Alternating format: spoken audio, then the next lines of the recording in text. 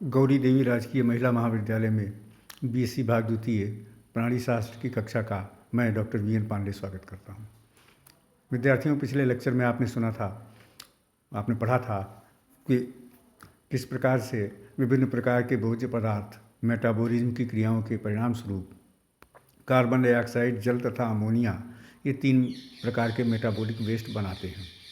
इसमें से जैसा आपको बताया था कि जल को निकालने में कोई मुश्किल नहीं है, कार्बन डाइऑक्साइड भी श्वसन क्रिया के साथ निकल जाता है, इनका रीयूटिलाइजेशन भी हो जाता है, रिसाइकलिंग भी हो जाता है। लेकिन अमोनिया इसमें से टॉक्सिक होता है और अमोनिया को शरीर से निकालने के लिए विभिन्न जंतु 3 प्रकार की तकनीक प्रयोग में लेते हैं। उसी में आपको बताया था कि कुछ जीव अमोनिया के रूप में ही निकाल देते हैं, वो अमोनोटेलिक कहलाते हैं। कुछ जीव अमोनिया को यूरिक अम्ल में बदल देते हैं, वो यूरिकोटेलिक कहलाते हैं। और एम्फीबिया और मेमेलिया ये अमोनिया को यूरिया में बदल देते हैं और यूरिया का उत्सर्जन करते हैं। ये जो यूरिया बनता है लीवर में निर्माण होता है। पिछले लेक्चर में आपने सुना था कि लीवर में ऑर्निथिन साइकिल होती है और ऑर्निथिन साइकिल के द्वारा कार्बन डाइऑक्साइड, अमोनिया तथा एटीपी आदि की उपस्थिति में चक्रीय क्रिया होती है और उस चक्रीय क्रिया में अमोनिया का निर्माण होता है। 2 अमोनिया, 1 कार्बन डाइऑक्साइड, 3 एटीपी और H2O ये मिल करके अमोनिया का निर्माण करते हैं, यूरिया का निर्माण करते हैं। यूरिया जो बना लीवर में, वो यूरिया रक्त में पहुंचता है, रक्त से ये किडनी में पहुंचता है और किडनी में इस यूरिया को फिल्टर किया जाता है, जहां से यूरिन के रूप में इस शरीर से बाहर निकाला जाता है।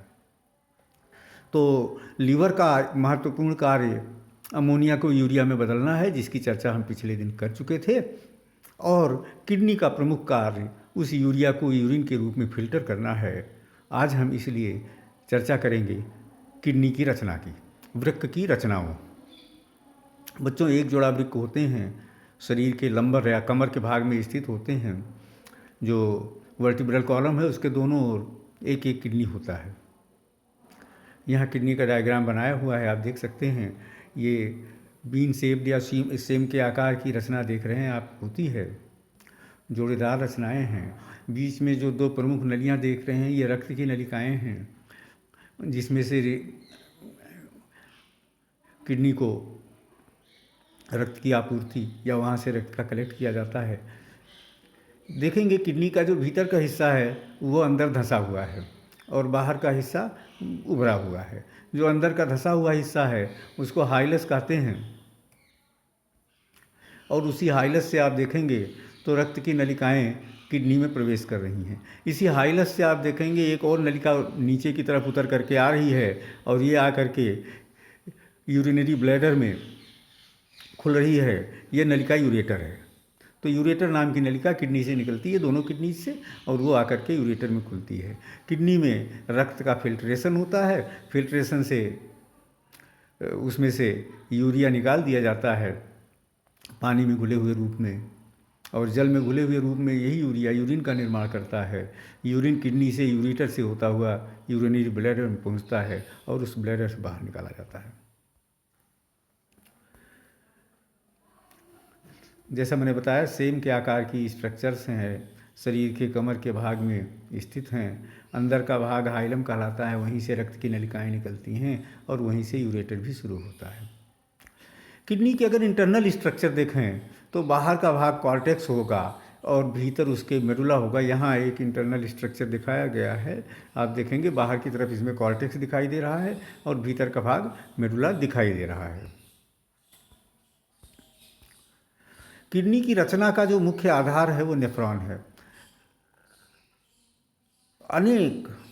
अनेकों हजार नेफ्रॉन मिल करके किडनी का निर्माण करते हैं। नेफ्रॉन एक नलिकानुमा रचना है और इसका स्ट्रक्चर हम सबसे पहले पढ़ेंगे। तो नेफ्रॉन के 2 प्रमुख भाग हैं। एक भाग मेलपीजियन बॉडी कहलाता है और दूसरा भाग ट्यूबूल कहलाता है या नलिका कहलाता है।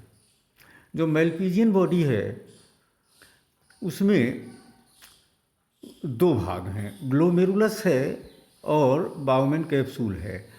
ग्लोमेरुलस और बाउमेन कैप्सूल नाम के दो भाग मिल करके मेलपीजियन बॉडी कहलाते हैं। यहाँ जो डायग्राम दिखाई दे रहा है इसमें आप देखेंगे कि जो डार्क कलर से कप आकार की रचना बनी है वो बाउमेन कैप्सूल है, और उसके अंदर जो रक्त की नलिकाओं का गुच्छा दिखाई दे रहा है वो ग्लोमेरुलस है। तो ग्लोमेरुलस और बाउमेन कैप्सूल दोनों मिल करके ही मेलपीजियन बॉडी बनाते हैं। तो मेलपीजियन बॉडी के दो भाग हैं, पहला ग्लोमेरुलस जो कि रक्त की अनेक पतली नलिकाओं से मिलकर के गुच्छा है रक्त की नलिकाओं का, और दूसरा एक कप आकार का कैप्सूल।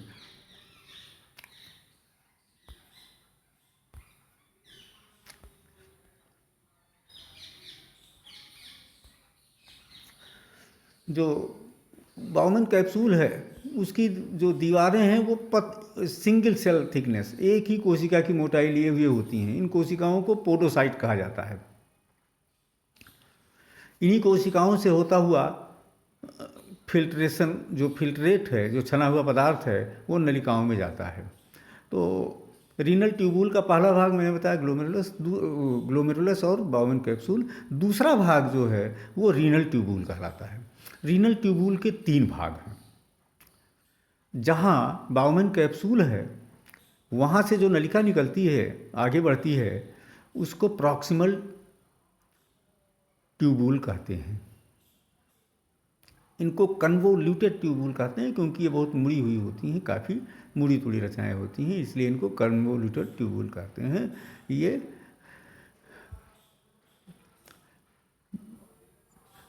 पहली नलिका है प्रॉक्सिमल ट्यूबुल। ये ट्यूबुल आगे जाकर के नीचे की ओर अर्थात मेडुला की ओर जाती है, और इसको कहते हैं लूप ऑफ हैनले, हैनले का लूप। तो प्रॉक्सिमल ट्यूबुल ही आगे चल करके हैनले का लूप में बदलती है। हैनले के लूप की पहली भुजा जो प्रॉक्सिमल ट्यूबुल से निकल करके और मेडुला की तरफ जा रही है उसको डिसेंडिंग आर्म कहते हैं। और फिर मेडुला से पुनः हैनले लूप की दूसरी भुजा फिर से कॉर्टेक्स में आ जाती है। ये जो ग्लोमेरुलस है और बाउमेन कैप्सूल है तथा प्रॉक्सिमल ट्यूबुल है, ये सब कॉर्टेक्स भाग में थे। कॉर्टेक्स से हैनले लूप की जो है ये मेडुला में जाता है। तो पहली नलिका जिसको डिसेंडिंग नलिका कहते हैं हैनले लूप की, या डिसेंडिंग आर्म कहते हैं, या नीचे जाती हुई भुजा कहलाती है। ये नीचे जाती हुई भुजा जो है ये convoluted tubule, proximal convoluted tubule से जुड़ी हुई है। दूसरी आर्म जो होती है हैनले के लूप की, ये ऊपर चढ़ती है और फिर से कॉर्टेक्स में पहुंच जाती है। इसको असेंडिंग आर्म, ऊपर चढ़ती हुई भुजा कहते हैं, असेंडिंग आर्म। और ये असेंडिंग आर्म आगे चल करके डिस्टल ट्यूबुल में बदल जाती है, डिस्टल कन्वोल्यूटेड ट्यूबुल।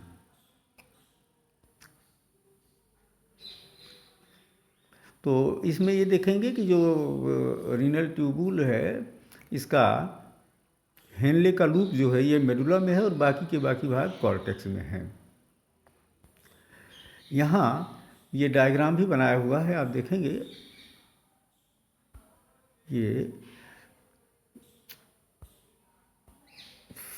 ये डायग्राम भी है।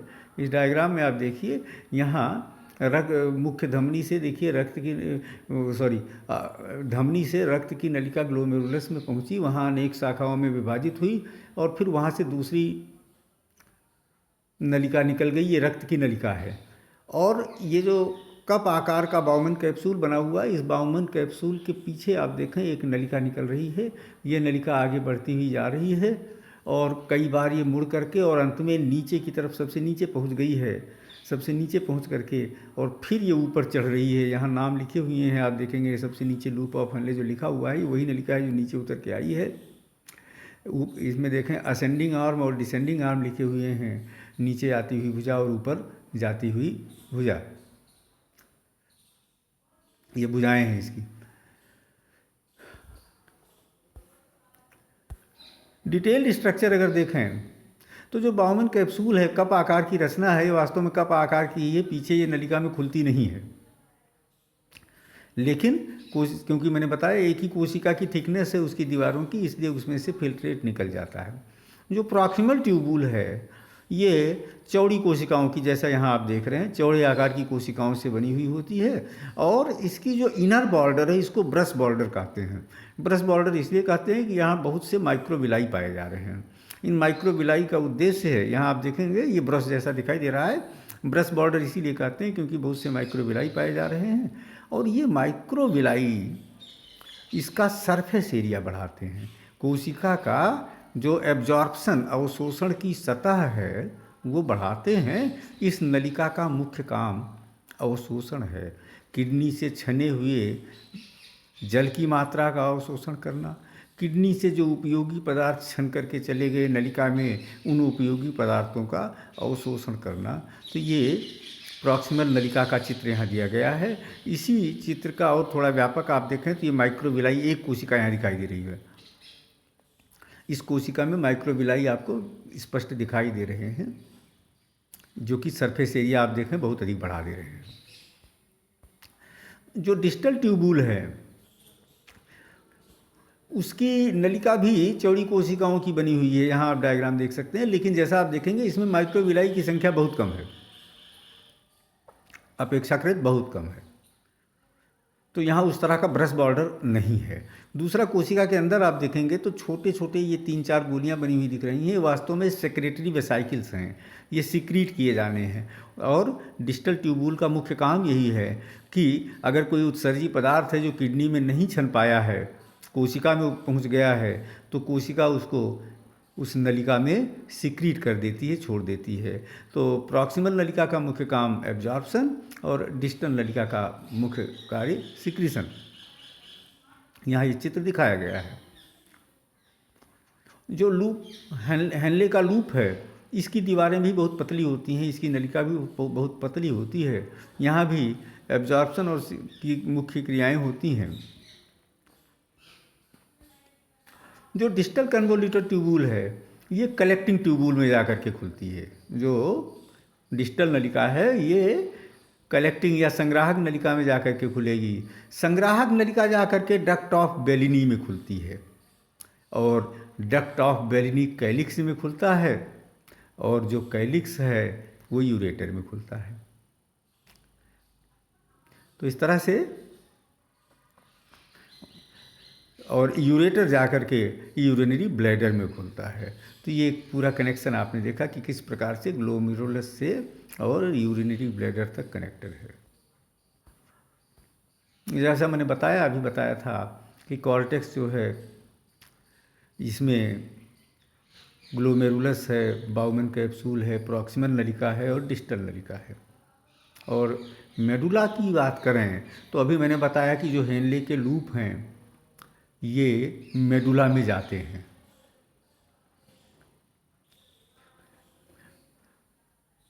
मेडुला में 2 तरह की रचनाएं पाई जाएंगी, पिरामिड और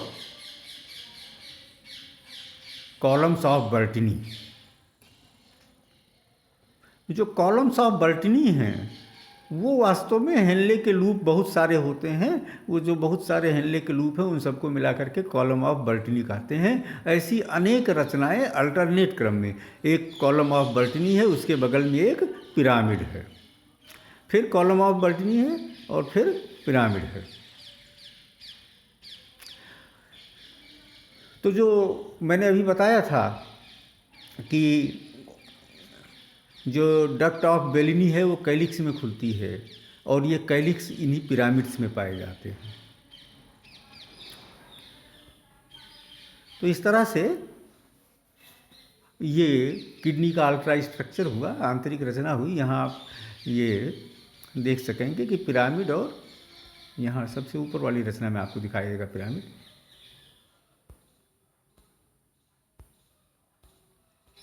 यहाँ पर आप देखेंगे तो यहाँ आप 2 तरह की रचनाएं अल्टरनेट ऑर्डर में देखेंगे, कैलिक्स और पिरामिड्स दोनों।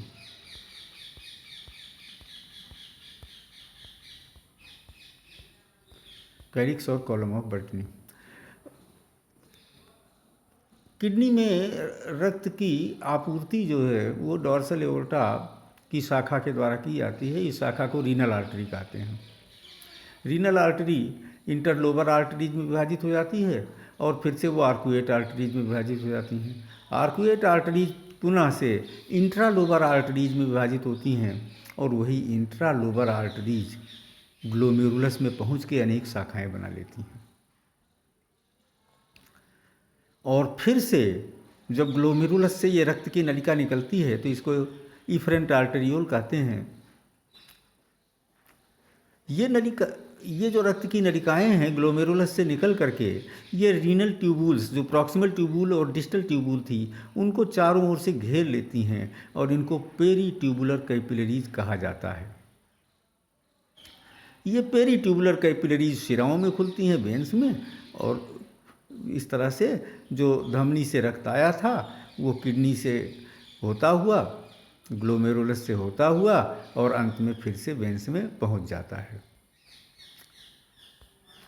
तो बच्चों, आशा करते हैं कि आप समझे होंगे। आप ये कुछ डायग्राम्स हैं, इनको ड्रॉ कर लीजिएगा, याद कर लीजिएगा। कोई समस्या होगी तो मुझे बताएंगे। Thank you.